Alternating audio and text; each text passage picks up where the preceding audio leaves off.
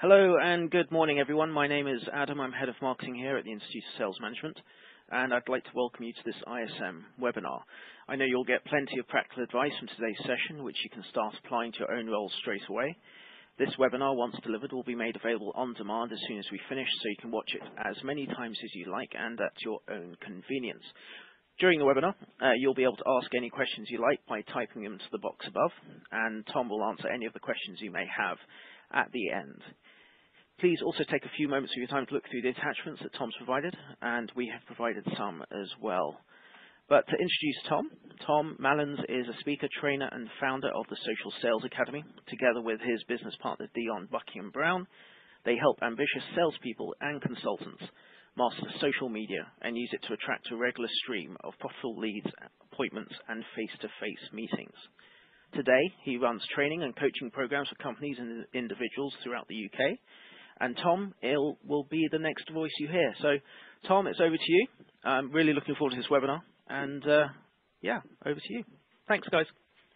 Thank you very much, Adam, and hello, everyone. I'm Tom, and today we're going to be taking a deep dive, a detailed look at LinkedIn messages and that age-old question, what is the worst LinkedIn message you've ever received? Because if we can really understand what the worst message we've ever received is, then we can start to make a better one. If we start to understand why some LinkedIn messages are so bad, why they get ignored by decision makers so often, why no one wants to respond to them, then we can start to do some things that are much more effective.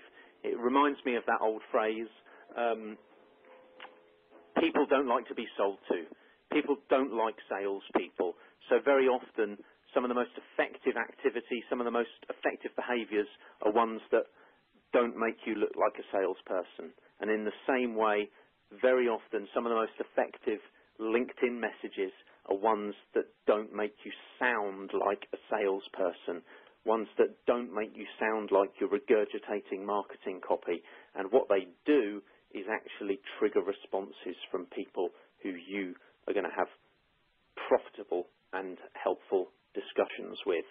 So this is arguably one of the worst LinkedIn messages I've ever received. I'd like you to just take a moment to look at that. A massive lump of detailed text, and if you can see, it starts off with a big, good old sales vomit about features and benefits. It is a diatribe about how this guy's company is wonderful, their history, all the features and benefits of the services they offer. And I can pretty much guarantee you that the chances of anyone, any potential customers responding that are probably going to be somewhere between 0 and very 0. So we're going to be looking at this in detail today. And I'm joined by my business partner, Dion Buckingham-Brown, who's on the line. Dion, say hello. Hello. Good stuff. So Dion and I, we run the Social Sales Academy. We're delighted to be here, so thank you very much to the ISM. We're going to be guiding you through this kind of half an hour to 45 minutes of information and giving you some really useful and valuable points that you can take away with you and put into practice and start getting more responses to your messages, more interest from key decision makers, and really make it an effective part of your prospecting activity. I think there's this tendency to see LinkedIn as like an extra chore or an extra thing that salespeople are expected to do, when I think the best results come when you treat it as something that can enhance and add to the value and the results you get from your existing prospecting work. It's something that can make all of your prospecting work function more effectively if you use it well. So, just a bit of context. We live in an information-saturated age. There was a time when you could send an email and you knew that a person you sent it to would read it and look at it and maybe make an informed decision about whether they wanted to respond or not. However, that was quite a few years ago, and the world has changed since then. We live in an age drenched and saturated in information in which people are screaming for attention. research by a consulting firm called Radicati, they said that the average business person now gets 76 emails a day. That's not including spam emails, in which the number is closer to 100. 76 emails a day. So people's inboxes are chock-a-block. They're absolutely full of people trying to get their attention. They're absolutely full of people shouting for a bit of mind space, a bit of attention, some eyeballs from key decision makers. And it's getting harder and harder to stand out, especially with cold emails, especially where there's no pre-existing relationship. So please bear that in mind whenever you write a LinkedIn sales message. Whenever you write a message to someone, understand that the first thing you're trying to do is get their attention.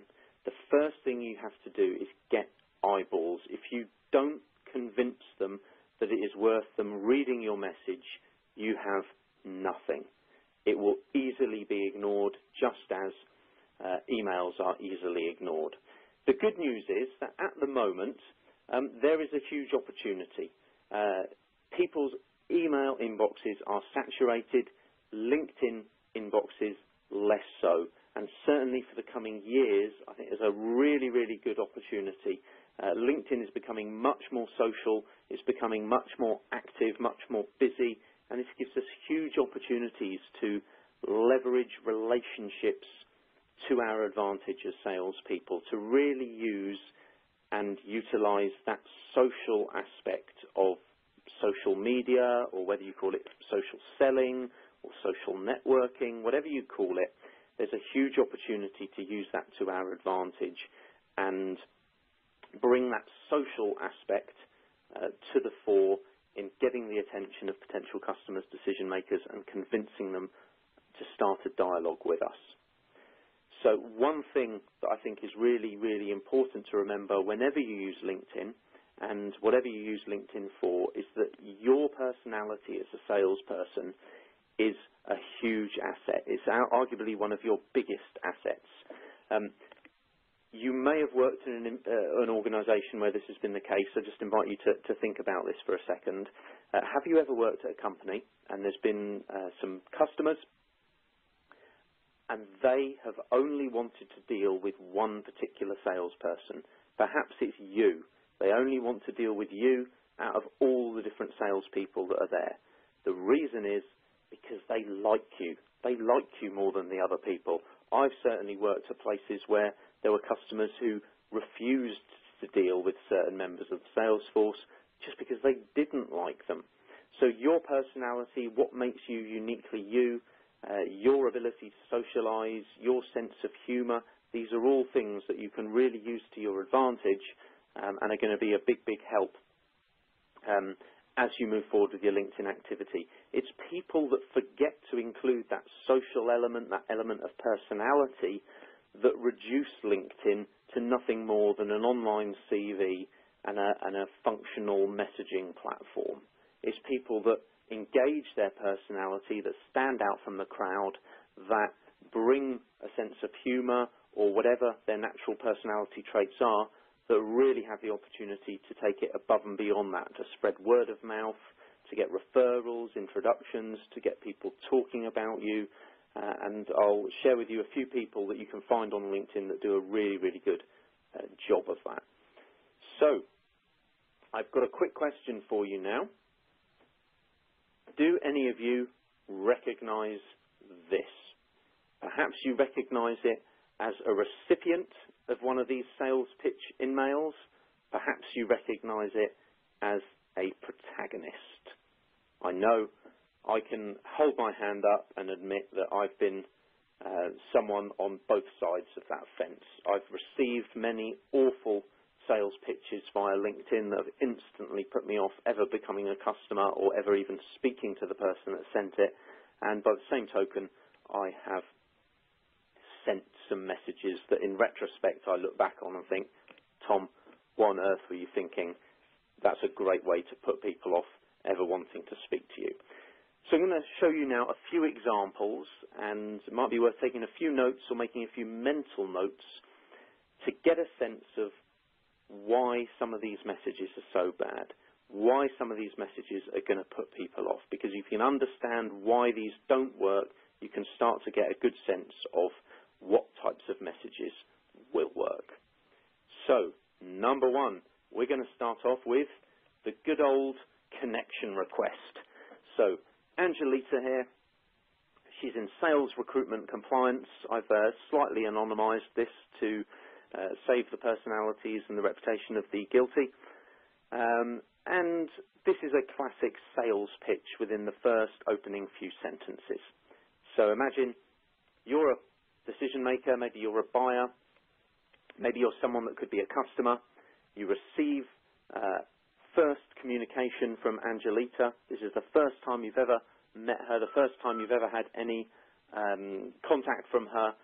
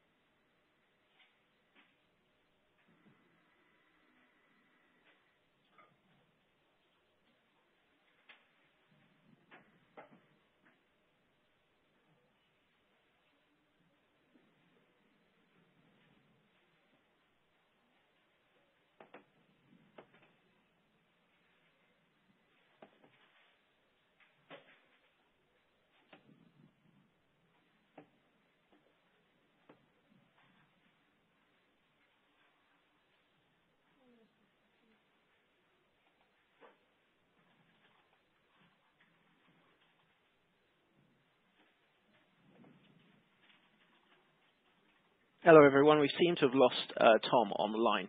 I've just instructed to get him to give us a call back in, so please stay tuned. We are working on getting him back on the line, so just bear with us. Thank you.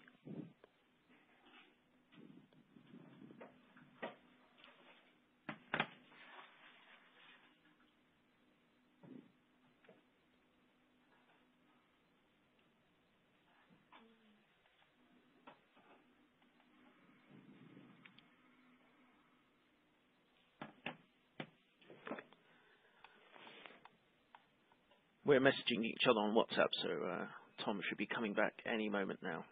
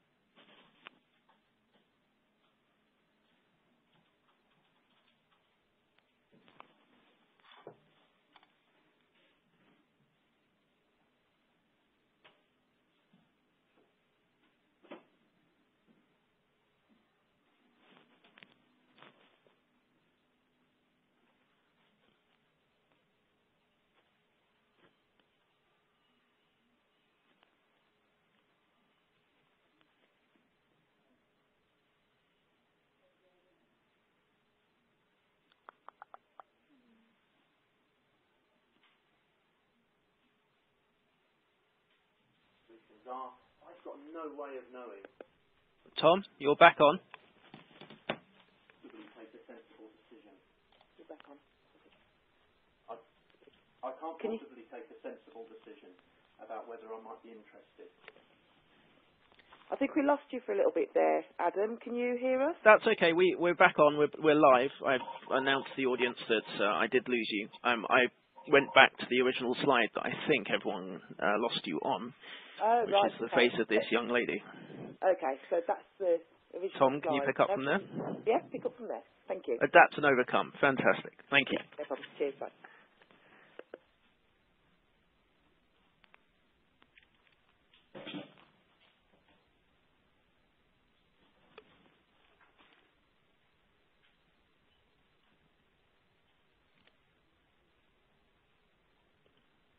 Tom, can you hear us?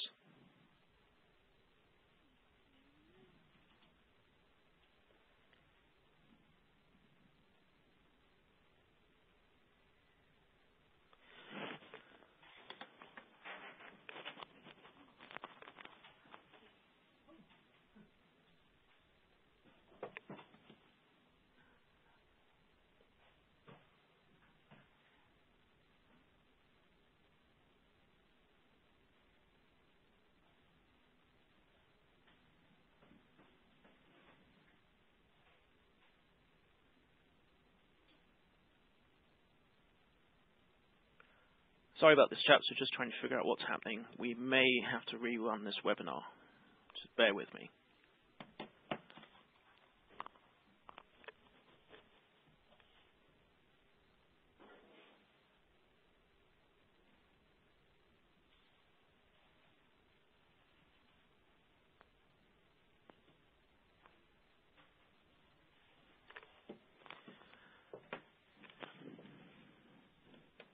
Business Solutions. I noticed we have... Tom? Hello? Tom, sorry, we lost touch with you. You were rotating the slides, but we couldn't actually hear you. We're still live. What I'm going to do is I'm going to take control of the slides to where we got to last, and then if you can take over from there, would that work with you? Okay, fab. Okay, I'm going to go back to the slide. Here we go. This was the slide I believe everyone lost you on. Okay. Fab. Okay, over to you. So welcome back, everyone. I apologise for the technical problems, but we are back with what I call the overly keen girlfriend message. This is a message that you get from someone when you connect with them, when they offer to connect with you, and it's just way too forward. They're basically trying to make a sale in the opening message. So in this case, we've got Angelita here. Angelita says where she's from. I've hidden some of the details to protect the identities of the guilty, as they would say. And she says, I came across your profile and you might want to join our extensive networks of sellers and start a successful sales career with, and then the company. Please let me know if you're interested.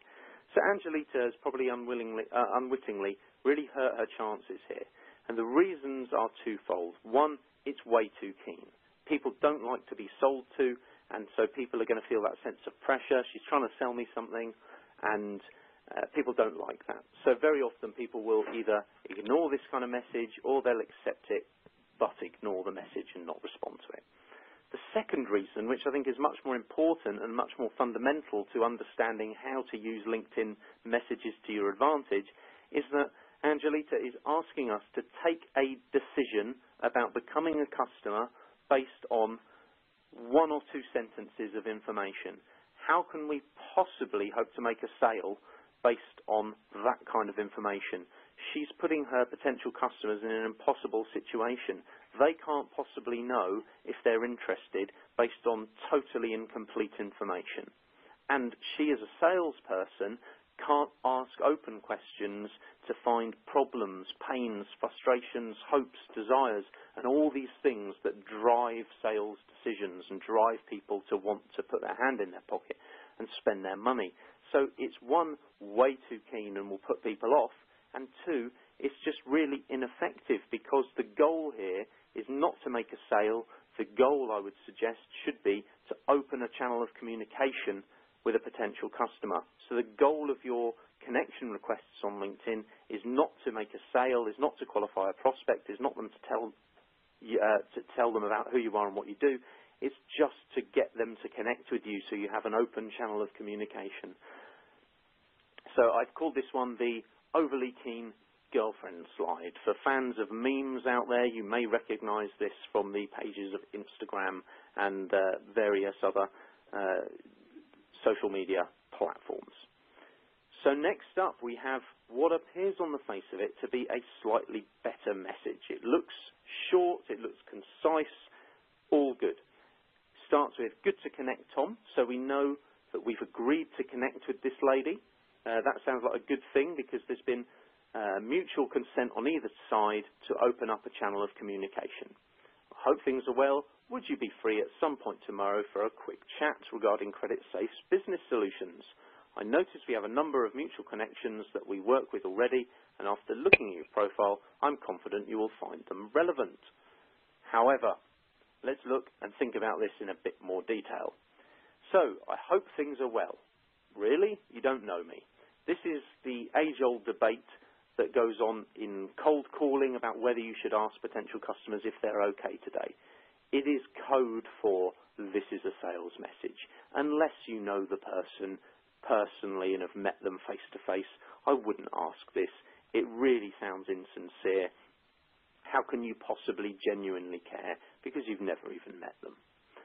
So would you be free at some point tomorrow for a quick chat regarding CreditSafe's business solutions? Why would I want to do that?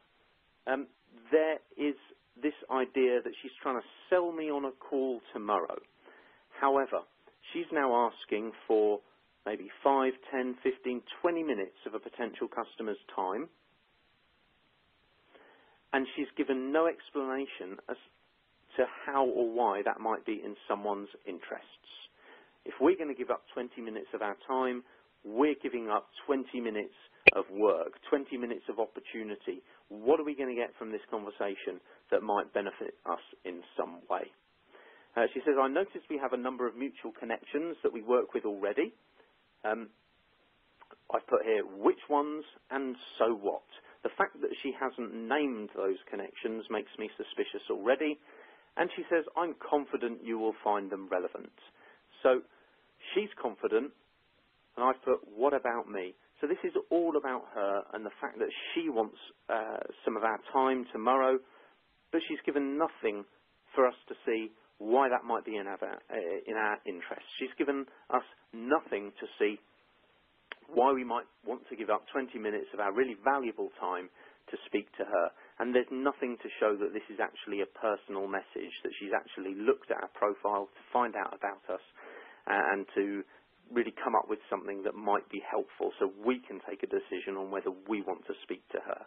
I really suspect that this is some kind of copy and paste or even automated message that has just been sent to hundreds and hundreds of people.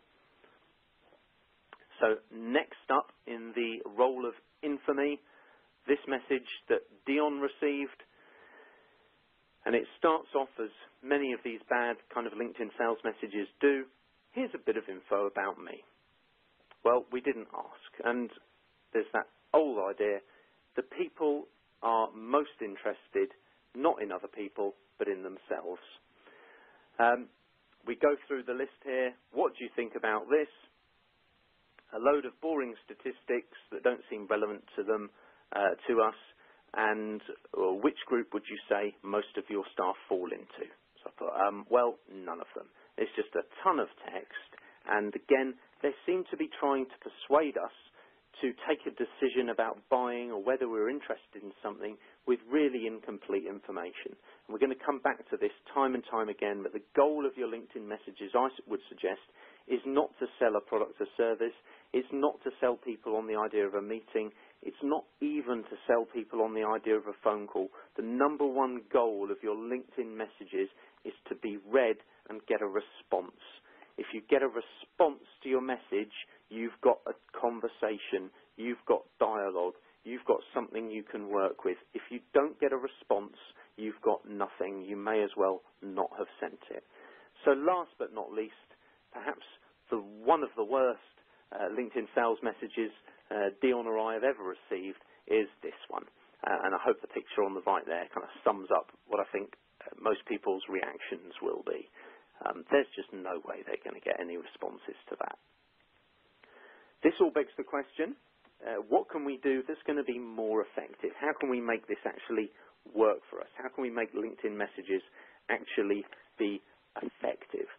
So it's important, I think, to understand a little bit of the psychology around some of these messages so that you can use them to your advantage. So time and time again, I come back to research by this lady, Amy Cuddy. She was a professor at Harvard Business School, and she spent her whole career researching first impressions in business, finding out why some people make a great first impression and they get all kinds of opportunities opening up for them, and why some people seem to make bad impressions and things kind of rapidly go downhill after that. I don't know if you've ever been to a sales meeting and within 1 or 2 minutes you know it's going badly. Maybe it didn't start well, you just don't get on with the person, there's a bad vibe, a bad atmosphere, and it starts badly, and you know that it's just going to go downhill from there. Often that's because there was no good first impression. Other times you go in for a meeting and you just seem to make a brilliant first impression, things go well, things only start getting better from there. So it's really important that you kick things off well and understand that on LinkedIn it's all about making first impressions. Very often when you're prospecting, when you're sending messages, when people look at your profile, or perhaps when you do updates, that will be the first time that anyone has ever seen you. It's really important to make a great first impression. And however you write your profile, whatever you say in your messages, whatever you say in your updates, very important to bear this research in mind. Amy Cuddy said that when people meet someone for the first time, they fundamentally ask themselves 2 key questions. The first is, can I trust this person? So this is about seeming legitimate and safe and trustworthy and a conventional business person, someone that isn't weird or dangerous or wacky. In terms of our survival instincts and where this comes from in the brain, this is about our evolutionary history and people rapidly taking a first impression of people and thinking, are they safe? You know, is this person walking towards me on this dark night a mugger, or are they someone just harmlessly stumbling home from the pub? People need to know from your profile and the way that you filled it out, from your photograph on LinkedIn, that you are trustworthy. So the more you can show people and tell people in your profile about who you are and what you do, the more they see that you have common connections in common, the more they feel from your profile that you're probably a bit similar to them, the more they're going to like you, the more they're going to trust you. It comes back to that age-old idea. People do business with people they know, like, and trust. People do business with people they like, and they like people who are like them. So it's really important that your profile is filled in correctly, that your name field is filled in correctly, and that your professional headline, that is the 120 characters on your profile below your name and photograph that explains who you are and what you do. It's really important that's filled in a way so people, when they read that, think, I know what this person does, I kind of get what they're about, I can see their face, I can see they're happy and smiling, and I can see from their profile that in some way maybe they're a little bit like me. Maybe they've got a similar professional background, maybe they've worked at some of the same places I've worked at, maybe they're just a little bit like me in some other ways. But that's really going to build trust, and that's really important. The second thing people will be asking themselves when they get a message from you on LinkedIn is, can I respect this person? Are they good at what they do?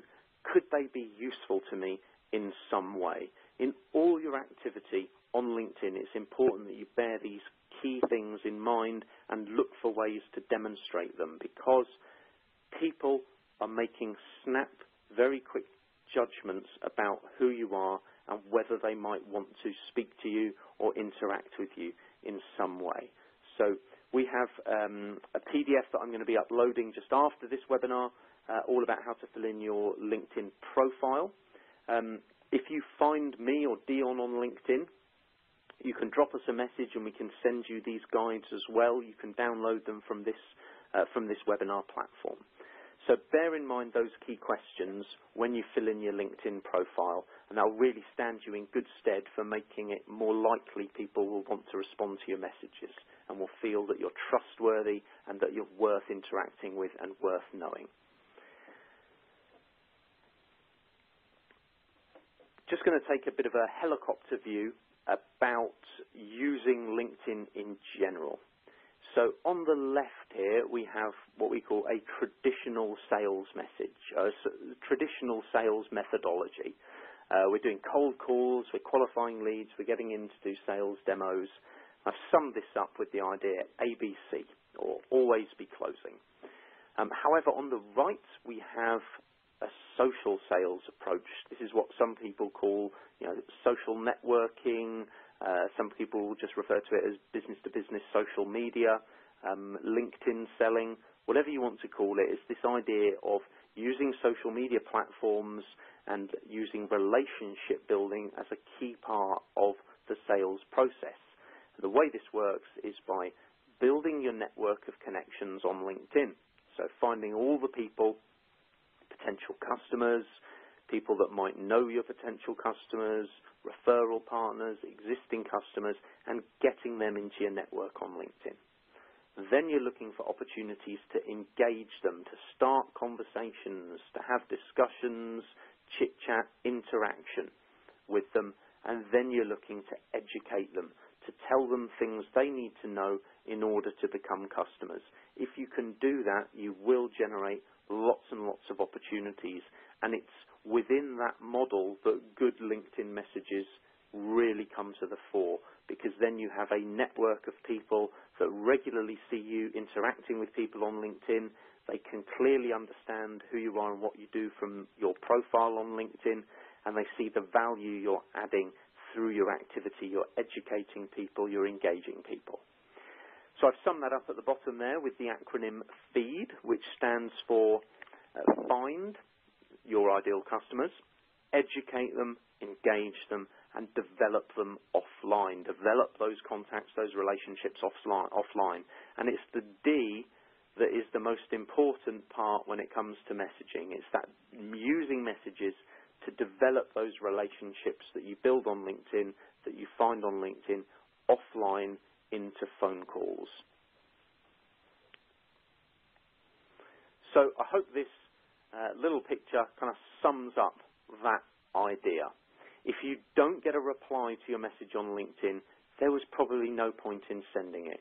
It's really, really important that you send messages that get responses. And I'm going to suggest that actually that's the only objective of your LinkedIn message, is to get a response. Once you get a response, maybe you can go for one or two other responses, but that point, they know who you are, and they feel some kind of likability or rapport with you. If you get a response, you've got something to work with. If you put in a call, it's very likely they'll know who you are and what you do, and feel that you are safe, that you're trustworthy, that you're someone worth knowing. All that stuff that Amy Cuddy did research into. So it's getting a response to a message. I can't stress that strongly enough, is the goal. Time and time again, our customers find that if they can get responses to messages, then they've got dialogue. That really translates into phone calls very quickly and easily. So in terms of what we should actually write, so obviously we need to do kind of the opposite of what a lot of those other messages were doing. Those are the things we want to avoid. This is a simple go-to traffic light system that I use for what to say in my LinkedIn messages. So it's a traffic light system, red, amber and green, and at the bottom we have the things to avoid. Information about your products or services, and information about the features and benefits you offer. The reason is, if you talk about those, you're really asking people to take a decision on whether they want to buy from you, whether they're interested in buying from you, with totally incomplete information. How can they possibly take a sensible decision? How can they possibly take an informed decision that is going to be in their best interests? Your job as a salesperson is to find reasons why they might want to buy and how your products can help them. You're looking for the win-win, and you can only do that if you get yourself in a situation where you can have an open and free discussion with them. So avoid talking about your features and benefits in messages. Next up, slightly better, is to talk about valuable risk-free benefits. So don't talk about the features and benefits of your products, but talk about the outcomes that your products and services can deliver. They could be things that are appealing to people, the overall outcomes. Slightly better than that, one thing that we've found works really well recently is invitations to events, questions and offers. offers to give people something, offers to give people valuable, risk-free help, whether they become a customer of yours or not. So we had a lot of success offering people a free 30-minute LinkedIn strategy consultation, not because we wanted them to decide there and then whether they wanted to become a customer of ours, but as a way that we could show them, look, there's real value in you getting off LinkedIn and onto the phone with us, and you will get that free 30 minutes of help and support whether you ever buy anything from us or not. Asking questions is a fantastic one, because if you ask interesting questions that people feel emotionally driven to answer, you will get responses. And if you have responses, one, you have the start of a relationship, you have some kind of fledgling conversation between you and a potential customer, and two, you get the information that is contained in their response. So very often I'll ask people on LinkedIn things like, hi so-and-so, do you actually find LinkedIn helpful for business, or do you feel like it's got way too much like Facebook? Whatever they tell me is usually helpful, because if they say, I love LinkedIn, I know that they like LinkedIn, they might be interested in getting better results. If they say, I don't like it, it's got way too much like Facebook, I know there's some emotion there might be some frustration, there might be some pain there, and I can ask questions, set up phone calls that will allow me to find out more about that problem and propose a solution. So questions work really well. And then invitations, messages to say to people, hi, thought you might like an invitation to this event. They can give you a quick yes or no, really, really quick, and there are actually some very, very cunning ways that you can get personalised invitations out to potential customers at a really, really high scale. I'll give you a way that you can find out more about that at the end of this webinar. So best subjects for messages, personal connections, and then pain, problems, and frustration. People buy stuff because they're in pain. People buy stuff because they have problems and frustrations. If people have problems, you know you'll be in a position as a salesperson to help. If you know they have problems, you know they might be interested in a discussion with you where you can explain that you might be able to help them solve that problem while they're on the phone. Last but not least, personal connection. If you know someone that you know that potential customer knows, it's much more likely they're going to want to speak to you. In general, people can see the first about 44 to 88 characters of your message in the sort of browser window, whether it's on desktop or mobile. So if in the first line you can get the name of someone you know they know, it's very likely they'll look at the message and actually read it, because they're worried that they might miss out on something if they don't pay attention. That's not the same if you start your message by saying, hi so-and-so, excuse the unusual approach, I hope you're well today. Our company provides, people will think, here's a pattern I recognise, this is a sales message, I'm going to dismiss it. The brain is always looking for patterns, it's always looking for ways to filter out irrelevant information. So if it recognises anything that it fits into its pattern of a sales message, then it will dismiss it.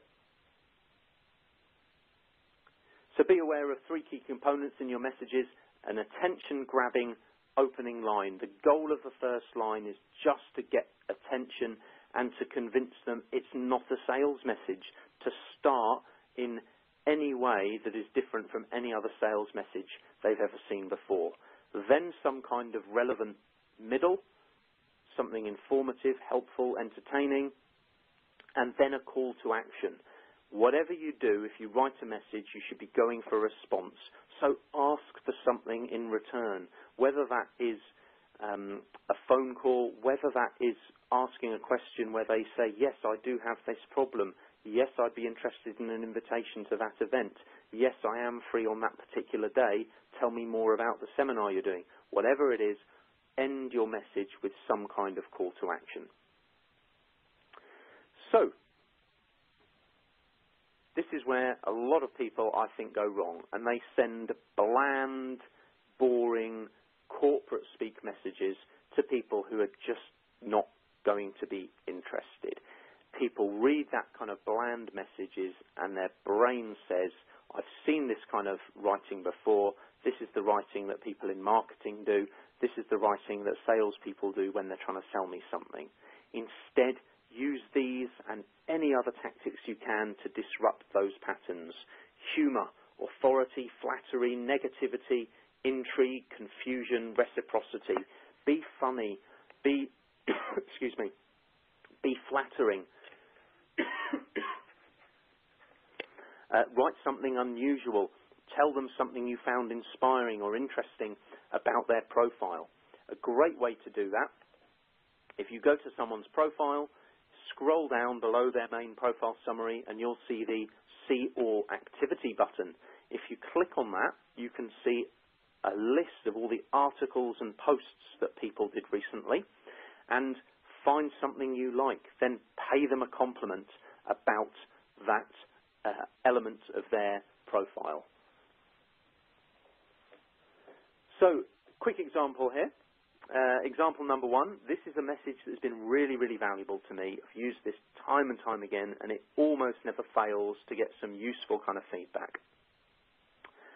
Hi, so-and-so, their first name. I've been doing a straw poll of a few contacts over the last week or so, and then you ask a question about an area of your expertise relevant to them. You don't ask about your products and services, you ask a question about the broader area of your expertise. I'm going to show you an example of that. So I sent this message to 50 managing directors in and around Birmingham. These are our ideal potential customers. And you can see I've been doing a bit of a straw poll of a few contacts over the last week or so. LinkedIn's changed loads over the last year. Has it got too much like Facebook, or do you think the changes have been helpful? Almost without exception, people got back telling me about either something they really liked and the benefits they enjoyed getting, or the problems and frustrations that they had. All of those things are really, really useful to me. And I suggest if you can find a question that taps into people's frustrations and pain points in this way, that can be really effective. The other thing it does is it means that you don't sound like a salesperson, because you can actually ask and express a negative view of your own types of product or service. In this example, I'm saying LinkedIn has changed loads. Has it got too much like Facebook? That's the negativity that we mentioned in the previous slide. You don't sound like a salesperson. Very often people will say, oh no, and they'll express a positive opinion of your type of product or service, and that can be really, really helpful. So next up, multiple choice. If the goal is to get a response, then make it really quick and easy for people to do so. So I've started the message by saying, bit of a weird question. Of course, I say that because I want people to read to find out what the rest of the question is. And then I've given them three options. In this example, the example I'm going to show you in a second, they're pain points, problems and frustrations, and then maybe a little bit of humour just to keep the tone light. And I'm asking people for just a 1, 2, 3, or none of the above as a response. So I'm making it really quick and easy for people to give a response so that I start more conversations with people that I can then translate into phone calls. So here is a quick example of that in action. I've said, hi Mark, bit of a long shot, possibly weird question. Do any of the following apply to you? You've got some spare time in your work diary on Tuesday. You know your potential customers are on LinkedIn, but aren't sure the best things to do or say to them on here. So this is the qualifying pain point. People have to have this pain point in order to work with me or Dion. If they don't believe their ideal customers are on LinkedIn and they feel absolutely certain what to say to them in messages to get more leads and appointments, then they don't need our help. If they have that frustration, there's a possibility they could become a customer. So a multiple choice message where you give people three options, maybe a little bit of humour, and you make it really quick and easy for people to respond to you, works really, really well. So a good old invitation. This has worked fantastically well. Inviting people to an event. The event is a great lead generation event. If people come to that event, we get to meet them face to face. And there might be a bit of a talk. There might be other kinds of lead capture stuff going on there. And it's a simple personal message that we're asking people if they'd like an invitation to a particular event. There are some very cunning ways you can get personalised messages like this out to hundreds of your potential customers in about 10 to 15 minutes. If you'd like to know more about how to do that, then get in touch at the end of this webinar. Authority. This takes a bit of balls, but if you have them, then this can work really well. Rather than sounding like a salesperson, sound like people's slightly irate and irritated boss. People, if their boss said, "You need to call me now," would generally do it. So act as if you're their boss. "Hi, so-and-so, think it's important we talk. I'm on. Your phone number. Can you call me ASAP when you get a minute?" Don't give people information so they can take a decision about whether they want to or not and whether it is in their interests. Deliberately withhold information so they have to call you to find out. Once they're on the phone, there are loads of different ways you can take it. There are loads of different ways to play that to your advantage in a win-win way so that you can start a discussion with people. They can learn what you do, you can learn what they do, and they can decide if they want to have a meeting with you or move that conversation further. Again, if you'd like to know more about that kind of tactic, speak to us. One type of message that worked really, really well for us is surveys. Reaching out to people, asking for their input around a specialist area of expertise. So you use a number of things to your advantage with this type of message. You ask for help. You see the first line, "Hi Seb, just hoping you could help me out very quickly. A lot of people want to help other people." You explain you're doing some research and then you're going to put the results together into a report that they might find helpful. You then ask a question or a series of questions in a survey. So this is something that you might need marketing to help you with.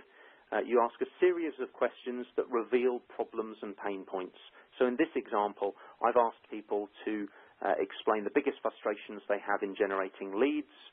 The results and the answers to that question, of course, help us understand how and why they might become a customer. And if they've taken 90 seconds to fill in a questionnaire, you know almost certainly they're going to be happy to take a call. They know who you are. There's some trust there. They've already invested some time with you. They're going to take that call to find out what other people thought. This is an anonymized example of just a handful of the responses we can get. And even if you can't read the text, you can hopefully see that it is quite detailed how people have answered that question about their challenges and frustrations with lead generation. So you can ask questions about the challenges and frustrations your potential customers have around your specialist area of expertise.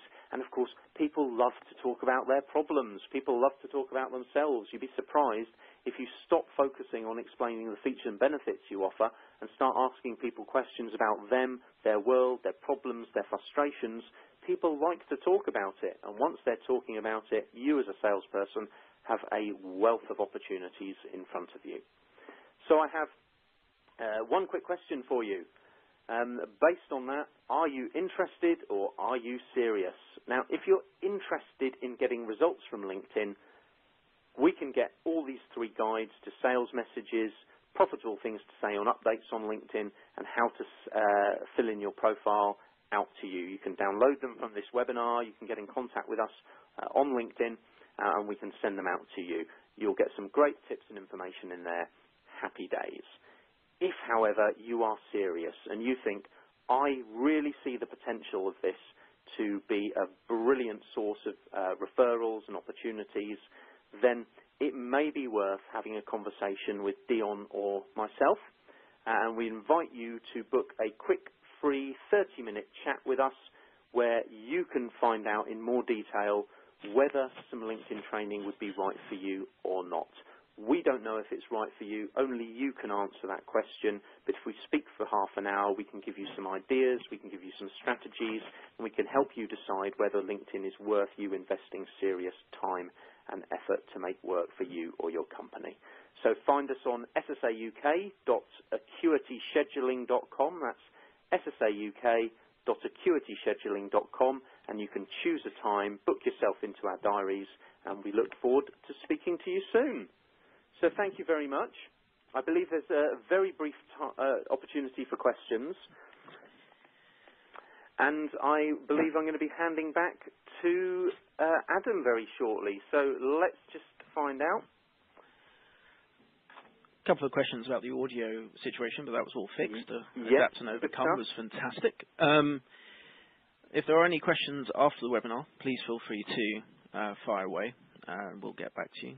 Please feel free to download Tom's attachments as well. It's been absolutely brilliant to work with him. Originally introduced to me by Tom Mobley, who's my corporate account director.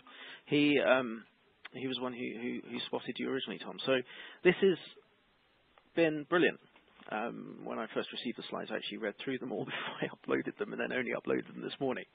So it goes to see I was actually generally interested in this topic. But Tom, I would like to obviously invite you back to do a couple more webinars with us. Same goes for Dion as well. But if there aren't any other questions, I'd like to say thank you everyone for taking the time to watch this webinar this morning. We will be back on the 20th of March with another ISM fellow, Paul Blair, who's going to be delivering a webinar on overcoming objections. But if there's any more questions, I think one just came up. What was the question? Did you first spot Tom on LinkedIn? Yes, I did. I spotted Tom first on LinkedIn, but Tom Mobley actually spotted him and then told me check this guy out.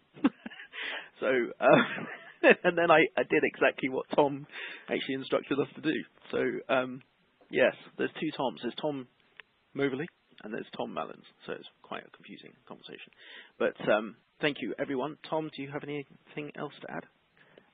Yes, someone's just asked, if someone accepts your LinkedIn invitation but doesn't reply, how do you follow up on that? I'm going to answer that in 2 sentences. Hopefully they can get in touch and I'll expand more completely. The main one is to write your profile in a way that they do accept it, to show that you're a very important person that they're going to want to connect with. The second is you can withdraw your connection request, change your profile, and then resend it. So I hope that helps, and I look forward to speaking to whoever asked that in more detail. There's some audio problems we're having on the phone, so I'm going to, those people that have asked those questions, I will get Tom Mallins to contact you directly afterwards. The audio is a little bit sketchy. I don't think it's us. I don't think it's you. I think there's a connectivity issue. But yeah, everyone, thank you very much for taking the time to take part with this webinar this morning, and Tom Mallins will be back. And it's a goodbye from me, Tom. And it's a goodbye from me. Goodbye. Fantastic. Thank you, everybody. Take care. Bye. Thank you. Bye.